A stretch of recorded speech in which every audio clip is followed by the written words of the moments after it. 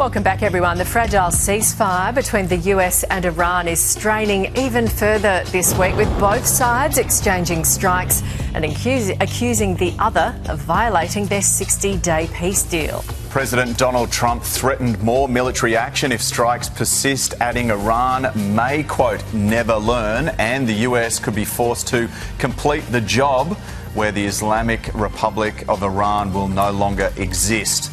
Joining us now live is International Affairs Professor Charles Kopchen. Good to have you with us. So how can you have a peace deal and have both sides striking each other at the same time?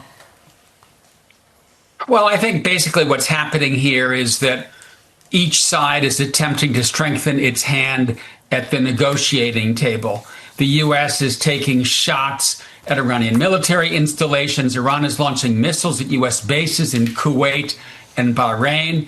I don't think either side wants to go back to full-scale war. I don't think Trump is going to deliver on his threat to end Iran, in part because Iran has showed what it can do, close the Strait of Hormuz. So I think this is more posturing, getting ready for deal-making, than it is a return to war. So is it a peace deal?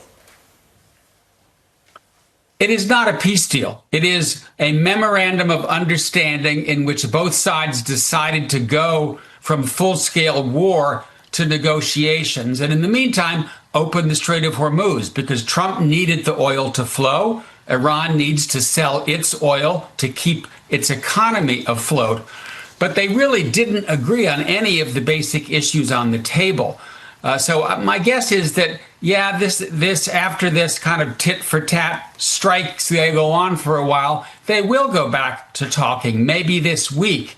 Do I think that they're actually going to strike a peace deal, as you put it? Maybe not, and if so, it's going to take a very long time. Who has the upper hand?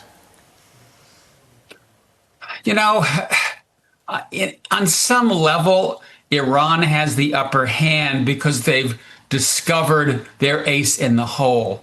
And that is, if they feel that they are getting unfairly or inappropriately treated by the United States, they can turn the switch. They can stop the flow of tankers. That's exactly what they've been trying to do for the last few days.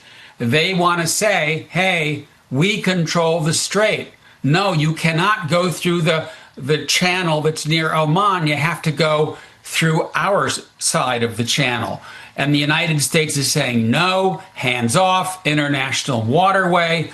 And we just don't know yet how this is going to play out. But Iran is much stronger in some ways than it was before Trump launched this war.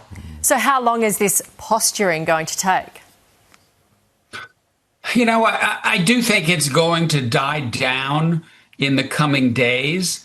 And that's in part because the negotiators need some breathing room to get their work done. And I do think that both sides want to sit down, that both sides want to get to work on the diplomacy.